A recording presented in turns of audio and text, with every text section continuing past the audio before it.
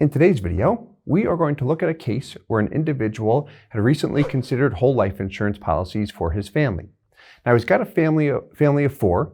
He started a policy with himself. This was about a year ago, but we recently had another meeting with him and he is considering policies for the rest of his family. So what will be nice about this case is first we'll go through the different options he considered, both the company he selected and the different funding amounts he was interested in. And then we'll go through the same process for both his wife and his two kids. So let's start with Dad. When we look at Dad, he is 39 years old. And he ultimately selected a policy with Guardian. Now he has some experience with whole life insurance. He's got some traditional old school policies. What I mean when I say that is there are policies where he just pays a premium, he has a death benefit, and the cash value eventually builds up over time. When I say eventually, is if you have an old school whole life insurance policy, typically there's nothing in cash value in the early years. It takes a long time before we see any real value. And then eventually we've got that cash value, but it's not attractive in terms of maximizing the cash value. So we looked at a major mutual company, Guardian. We also looked at Mass Mutual for him, but he selected Guardian for two reasons. One was on the flexibility, particularly around their PUA rider, where he has the ability to commit just to the minimum premium, and then he can add additional funds into the PUA rider at his discretion. That's number one. And then number two, he liked the idea of funding a policy for a short period of time. What you'll see for his particular scenario is a policy that's only funded for 7 years, and for his wife, he's only considering a 5-year funding scenario. So flexibility and funding for a short period of time, he does not want to have to make payments for a long time.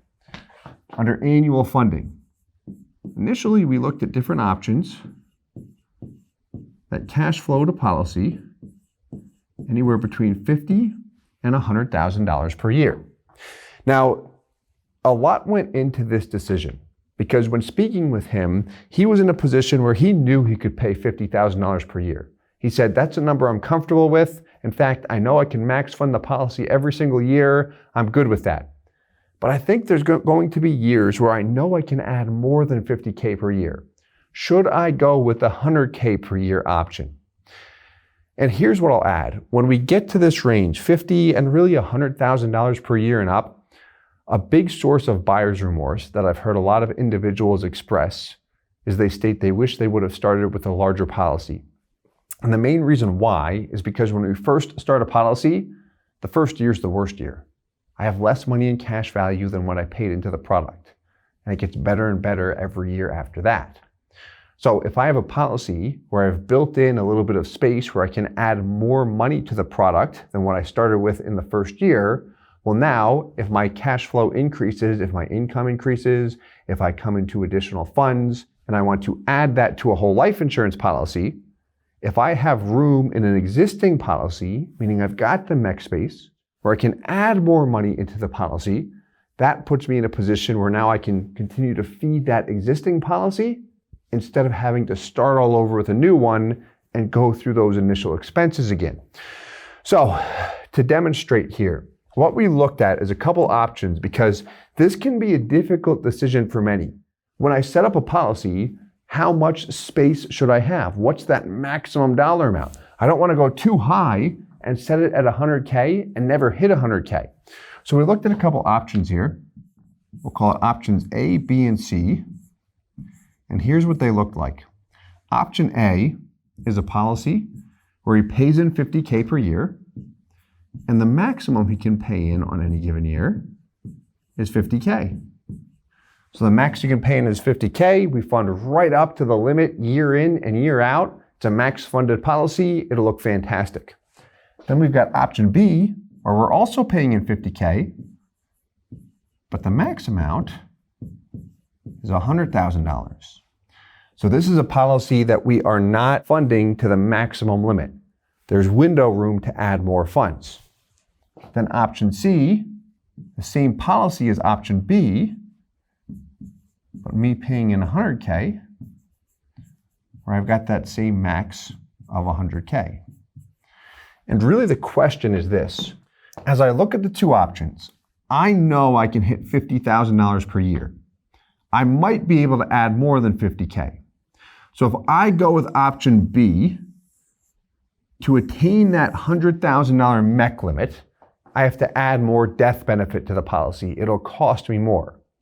So if I go with the higher end option, but then never add more money, meaning I bite off more than I can chew, how much do those additional costs hurt me in terms of cash value performance? Seeing that side by side has helped so many individuals select the policy that they are most comfortable with, whether they go with the higher end option or if they go with the lower end option and say, you know what, I'm just going to go with this option because I know I can max fund it. I'll do that. And if I have extra funds, I'm okay with getting another policy. Then some look at it and say, hey, those costs aren't that bad. Let me go with the higher end option because I know I can get some more money into the product during some years.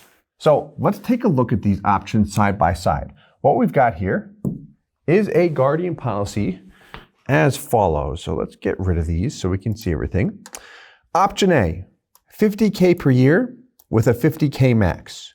So this is a policy with Guardian. We've got the flexibility where he's committed to what?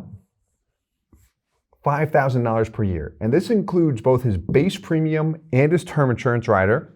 We've got a death benefit here, a little bit under $1.2 million, which gives him the ability to fund up to 50K per year for 7 years. His health rating, by the way, is a standard non-smoker.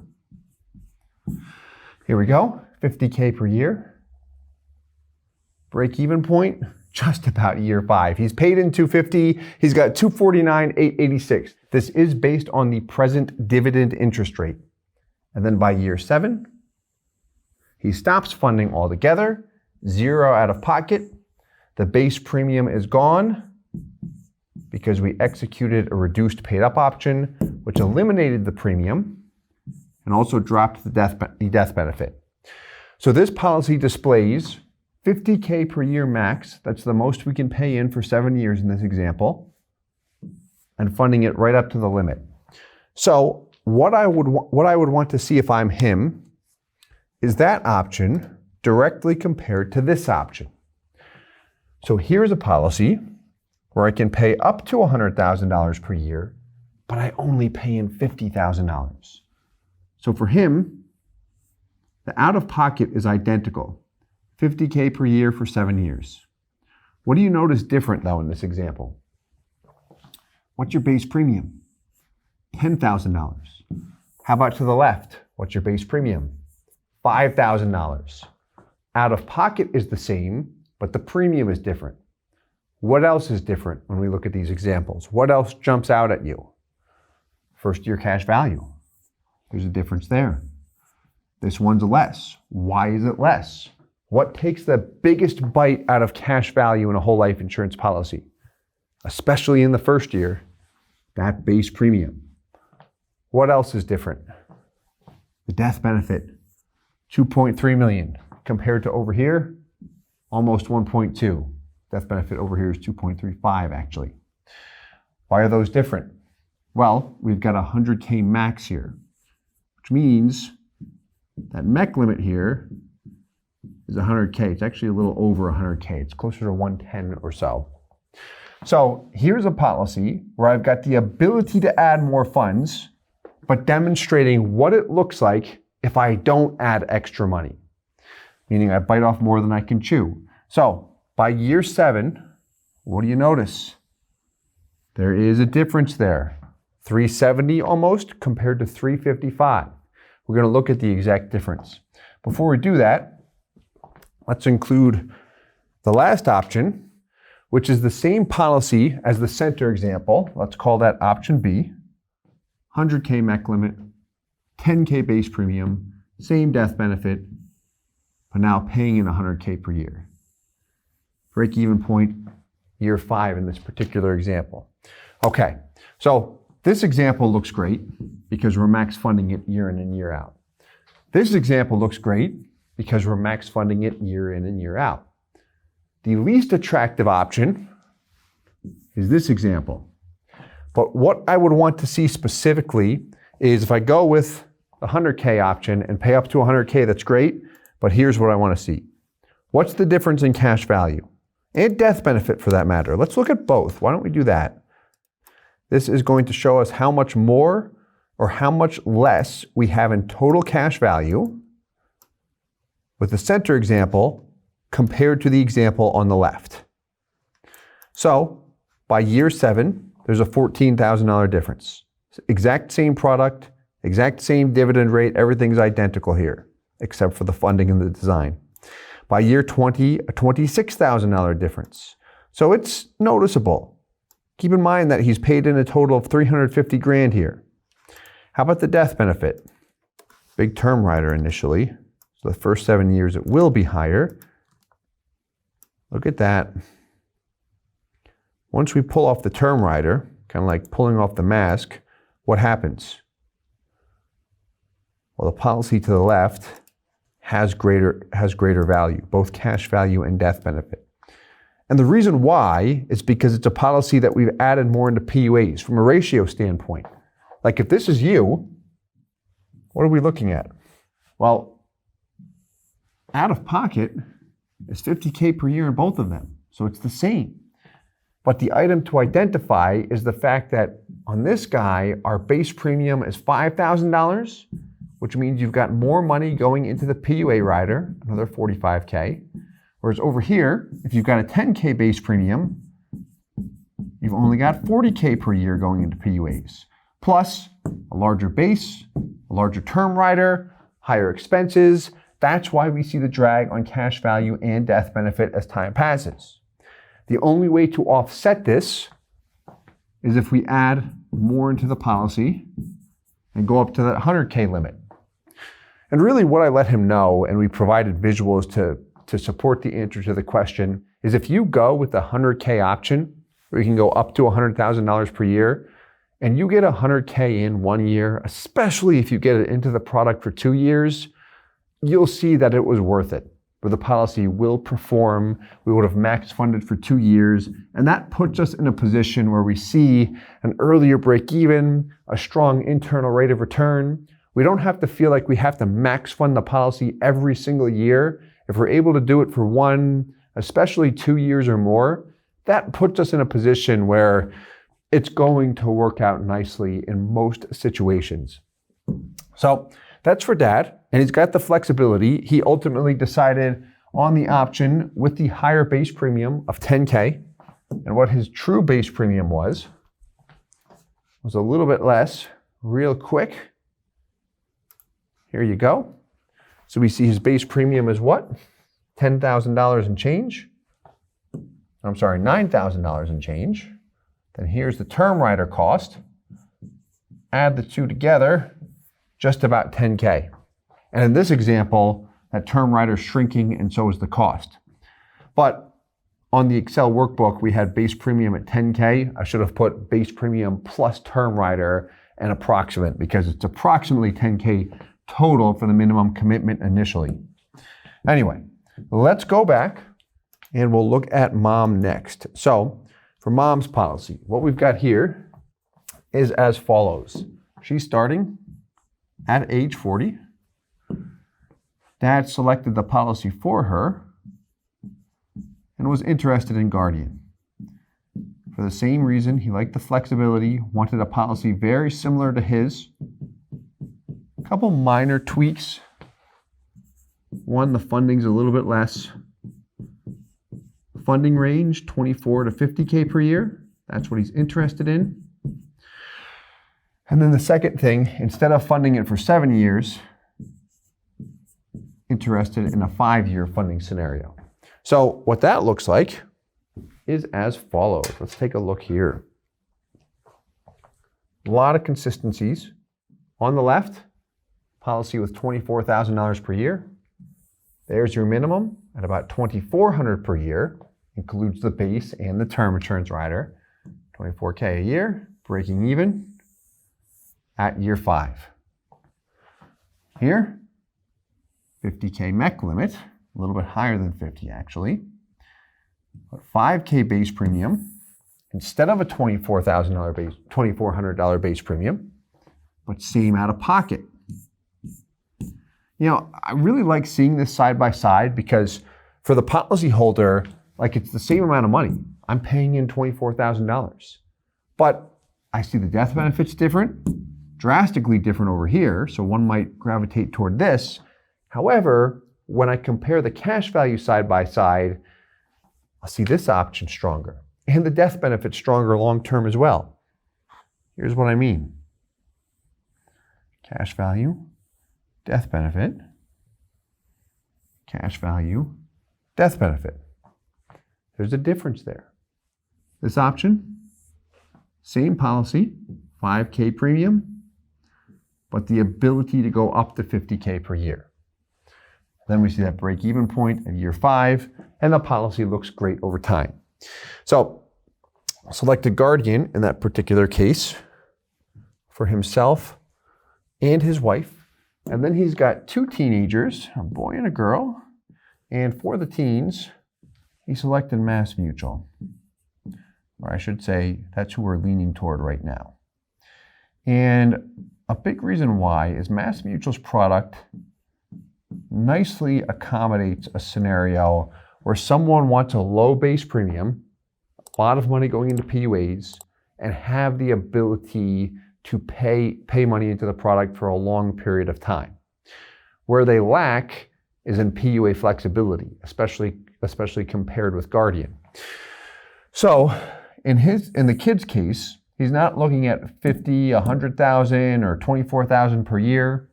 What he's looking at for each of them is $3,000 per year, but funded for a very long time. He'll start things out for them and then give them the ability to resume payments down the road.